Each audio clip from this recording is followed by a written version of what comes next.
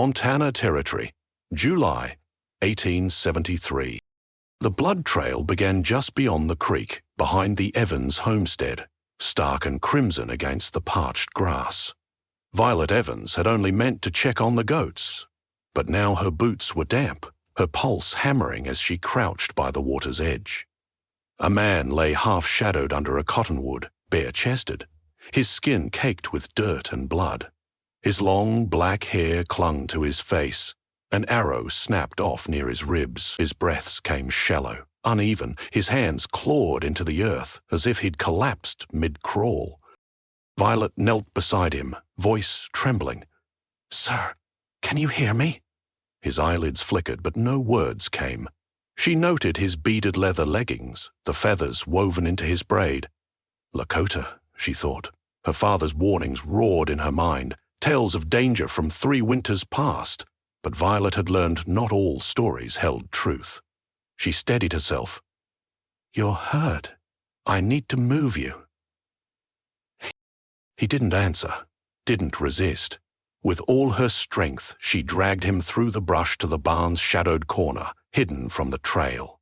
Her hands shook as she laid him in the straw, fetching bandages and herbs from her mother's old trunk. Remnants of lessons learned after fever claimed her mother and brother 2 years ago. She worked quietly, cutting away bloodied leather, cleaning the wound as gently as she could. His skin twitched beneath her touch, but he remained unconscious. By sunset, with the goats bleating nearby, she'd stitched the gash along his side. She stayed, watching his chest rise and fall, his strong jaw and furrowed brow like stone carved with fire. At dusk, his eyes opened, dark and unclouded. He studied her, not with fear, but confusion. "You are a settler," he rasped. She nodded. "I live here. You were bleeding badly. I had to help." He blinked slowly. "Why?" Violet had no answer that would satisfy anyone else, because no one else would. He looked away, pain in his eyes deeper than his wounds. "I'm Violet Evans," she said. "Your name?" He hesitated. "Ian," after a moment. "Ian Wikasa. I am chief of my people." Her breath caught. A Lakota chief, hidden in her barn. "You can't stay long," she whispered. "If anyone finds you, they won't ask questions." "I know," he murmured, "but I cannot walk far yet." "I'll keep you safe," she said, surprising herself. Days passed slowly. Ahan's fever ebbed and flowed. Violet kept him hidden, fed him broth, spooning it when his hands shook. She spun tales for passers-by, traders, hunters, neighbors. No one saw him. Ahan spoke little, but his words carried weight. He told of a raid gone wrong near the Yellowstone River, splitting from his band to draw soldiers away, taking an arrow before escaping. "You should hate me," he said one night, voice low. "Your people have lost much to mine." "And yours to mine," Violet replied, eyes on the fire. "But I don't hate you." He watched her. "You are not like others." She shrugged. "Maybe I'm just tired of being alone." Silence fell, but the air between them shifted. 2 weeks later, Ihan stood, unaided. Violet was brushing her mare when the barn door creaked. He leaned against the frame, bandaged, breathing steady. "You shouldn't be up," she said, brushing straw from her skirt. "I needed to see the sky," he said. "And you?" Her heart thudded. "I owe you my life," he said, "but I don't want to leave it behind. You won't be safe if you stay. I won't be whole if I go." She stepped closer, throat dry. "You barely know me." "Enough," he said. "Enough to say my heart is no longer mine." She took his hand, his scarred fingers warm and steady. Their foreheads touched, then their lips. A soft, hesitant kiss, but real, filling a void she hadn't known existed. "Let me stay," he whispered. She nodded, tears rising. Yes. The sun rose, gilding the sky, and in that quiet barn, Violet and Ihan stood together, not settler and Lakota, not wounded and healer, but two hearts finding home. The first frost came early, curling the tall grass. Violet stepped outside, shawl tight against the sharp morning air. Smoke drifted from the chimney, and inside, Ian moved with quiet purpose, stacking kindling by the stove. He'd begun helping carrying water, mending fences, splitting wood, his strength returning, though he never pushed too far. He knew the land better than she did, moving with care, never straying. Your mare's favouring her back leg, he said, joining her. I saw it by the trough. I noticed, she replied. She's old. This winter might be hard. I can make a poultice, he offered, if there's willow bark. Root cellar, bottom shelf. He nodded and went without another word. That evening, by the fire, Violet sewed a torn dress while Ihan carved pine into something unrecognizable. Do you miss them? She asked. Every day, he said, not looking up. Do they know you're alive? No, it's better that way, for now. William, go to them? I don't know yet. She set her sewing down. You could send word. I'd ride with you. He paused, nodding slowly. Only if it's safe. There's a trader, Micah, she said. Comes every 3 weeks, honest. We could ask him. Ihan ran his thumb along the wood. Would you want me here if I stayed? I want you here, even if you don't. His gaze held hers. I'd never known peace that didn't feel like waiting for war. She touched his wrist. Then let's build one that doesn't end. He laced his fingers with hers, the fire crackling between them. A coyote cried outside, distant. Ihan leaned in, forehead against hers, the moment heavier than a kiss. Later, Violet lay awake, listening to the wind. Ian slept on a quilt by the hearth, respecting unspoken boundaries. He'd said it felt wrong to share a bed, without the right words. She hadn't argued. At dawn, she found rabbit pelts drying behind the barn. Ian's work, silent and steady, he was weaving himself into her life. Then came the creak of wagon wheels. Dust rose on the trail, and Violet's heart raced. Ian appeared, bow slung across his back. One man, no uniform. Wagon's old. Could be Micah, she said, brings flour and nails. Stay behind me, Ian said. She didn't argue. The wagon stopped. A grey-bearded man in a wide-brimmed hat squinted. Miss Evans, got your order? Wasn't sure you'd still be here. Still here, Micah, she said, stepping forward. You made good time. Micah glanced at Ihan, brow raised, but said nothing. You got help now. This is Ihan, she said evenly. He's staying a while. Micah nodded slowly. Fair enough. Got your flour, nails, dried peaches. Trade still good? Yes, she said. Ihan helped unload, silent but present. As Micah's wagon rolled away, he called, Weather's turning early. Take care. Violet exhaled. He didn't ask questions. Will next time, Ihan said. But not today. He glanced at the gathering clouds. Snow's coming. We'll be ready. They stood together, the air sharp with cold earth and wood smoke, their lives wove tighter, threads meeting at the center. Snow fell that night, soft and silent, blanketing the land. At dawn the world gleamed white, gentler than it had any right to be. Violet touched the frost-traced porch rail, then followed Ihan's footprints to the barn. Inside, he worked a leather strap, breath fogging in the cold, his presence as steady as the earth beneath them. A promise in the snow. Wildflowers spread in slow circles across the plain, their roots deep in the stubborn earth. The harvests were thin some years, generous in others, but the land never failed them completely. They grew old with it, side by side, breathing its dust and frost. He didn't look up when she entered the cabin, his hands busy with a coil of rope, but his voice was steady. "The mare seemed lighter today," he said. She shut the door, her breath visible in the cold. "I saw. The poultice helped. It eased the swelling," he replied, but her time's short. Violet leaned against the wall, arms crossed, her eyes tracing the familiar lines of the room. "I've been thinking about what's next. Not just winter, after." Ahan knotted the rope and set it aside. "Spring?" She nodded. "If you stay, we'll need more seed. I've only enough for one plot." He met her gaze. "I can hunt through the snow. Game shifts, but it's there." "That's not what I meant," she said, softer now.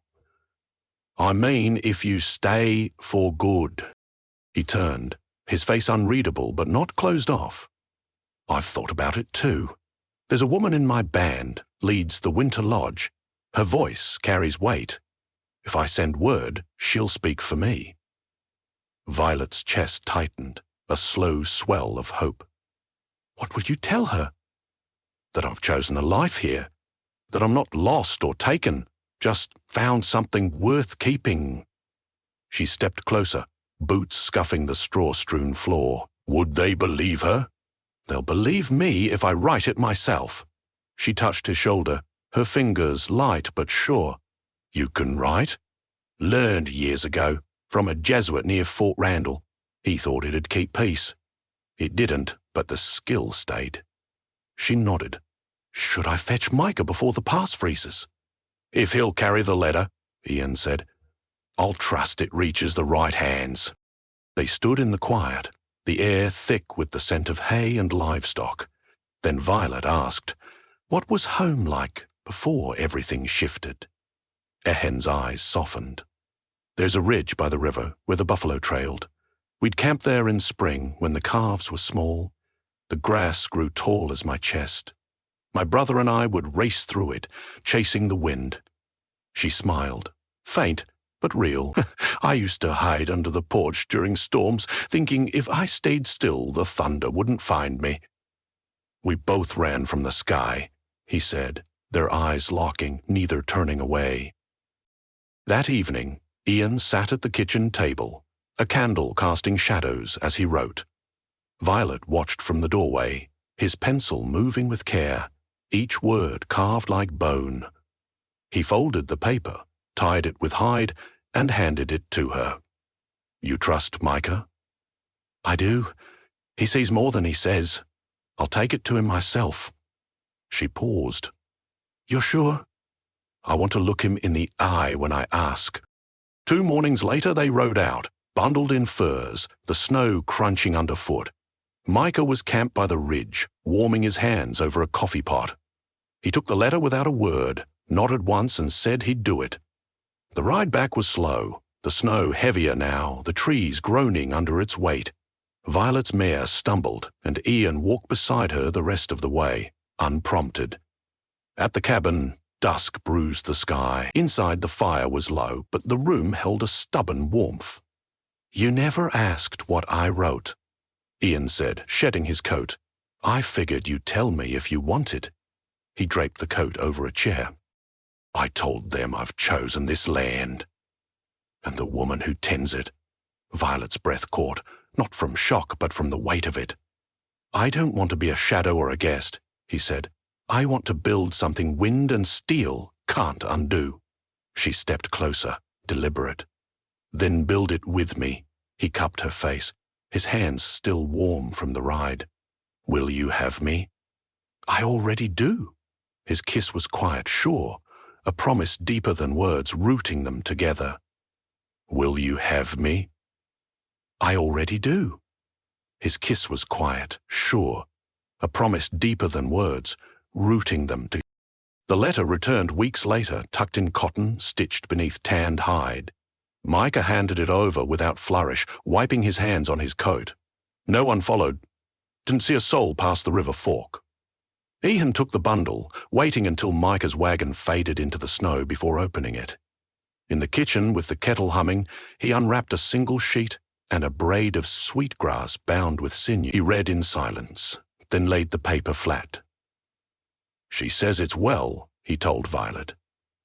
"That I've chosen my own circle, not cast out, just walking a path they can't follow." Violet stepped closer. "What now?" He folded the paper, neat and square. "Keep it. It belongs here." The next morning, they cleared the back room, once cluttered with her father's tools and broken tack. Ian had measured walls with twine, marked the floor with charcoal. Violet swept out dust and mouse leavings, her arms heavy by midday. By dusk, they'd moved the stove, set up a cot, and cleaned a small window. Ian hung the sweetgrass above the door, tying it in silence. "This room's ours now," he said. Violet touched the frame, her fingers lingering. "It feels different." "It should." Snow thickened as days passed. Ian built a lean-to for firewood, showed Violet how to read the weight of branches before they snapped. She taught him to preserve eggs in ash, to dry apples with cloves. Their work settled into a rhythm, words sparse but enough. One evening, under a starlit hush, they sat close, her head on his shoulder.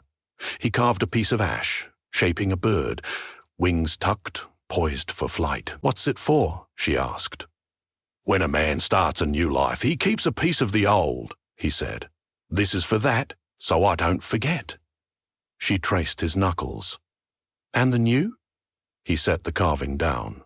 "I'll make something for that when I know its shape." She looked at him. "Does it feel like home yet?" "Not yet," he said, eyes steady. "But it doesn't feel like leaving." That night, beneath a quilt stitched from her mother's dresses, Ian turned to her, his breath warm. "I want to ask something." She faced him, the lamp gilding his cheek. "I want to build with you, not just live beside you. Your name in my mouth each morning, your hand in mine when the snow falls heavy. Not as a guest, as a husband." Her heart beat steady, strong. "There's no preacher here," she said. "My people don't need one to make a vow." She studied his quiet certainty. "Then say it." He took her hands. "I give you my care, my labor, my days. I'll carry your sorrows, share your fire, walk beside you, not ahead or behind. You are my choice."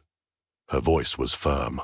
"I give you what I have, my land, my name, my work. I won't turn from you or send you away. You are my home." In the stillness, nothing stood between them but truth. Later, with the fire low, Ian pulled the quilt higher and whispered, "Tomorrow, we'll mark the door."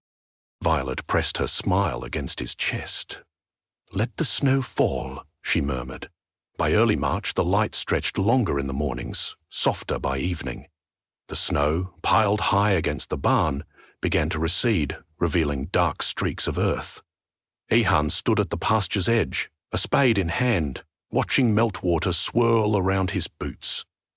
The ground remained frozen a few inches down, but it wouldn't hold for long. Behind him, Violet knelt by the chicken coop, untangling winter-warped wire. Her gloves, stiff from old repairs, didn't slow her steady hands. When he approached, she glanced up, brushing her sleeve across her cheek, leaving a faint smear of mud. "You're quiet today," she said. "Thinking about planting season," Ian replied. "If we miss the first rain, we'll need to trade for barley." Violet nodded. "I've got dried herbs and an unfinished quilt. Might be worth something to the woman at the crossing." "I can take them," he offered. "You walked enough this winter." She sat back on her heels. "I want to go. I need to see how the world's changed since the snow." They agreed, and they planned to leave after the next thaw. That night, by the hearth, they spread a new map across the table. Violet's finger traced an old wagon road winding south, pausing at a small mark near a river bend. "Know this place?" she asked. Ihan leaned over her shoulder, studying the faded lines. "Cottonwood Grove. We camped there when the fish ran thick. Quiet ground. Could we go there once the frost breaks?" she asked, her voice soft. "I'd like to see it." He tilted the map slightly. "You'd like the stillness." She smiled, and he touched her chin, his eyes lingering. "Maybe we'll plant there one day." The road south was soft with melt, but the mare stepped steady, her limp eased by warmer days. Violet rode with a satchel across her chest, the quilt wrapped tight inside. Ihan walked beside her, a pack slung over his back, boots soaked to the ankles. At the trading post, the air smelled of thawing moss and wood. The woman who ran it met them outside, hands stained with dye. She inspected Violet's bundle, fingers tracing the stitching in silence. "I'll take it," she said finally. "And the herbs." "You'll get your seed." Violet nodded. "We'll remember." They left with a sack of barley, a small pouch of turnip seeds, and a handful of dried onion bulbs, enough to carry them through. On the return, they camped near a stand of scrub pine, where the ground rose enough to stay dry. Ihan built a fire with careful hands, and Violet unpacked bread and venison. As they ate, the wind turned warmer. "I never asked," she said, watching the flames. "What made you stop crawling that day?" Ian's face, half-shadowed, turned to her. "I heard the goats, then your voice. Thought I was dreaming until you pulled me from the water."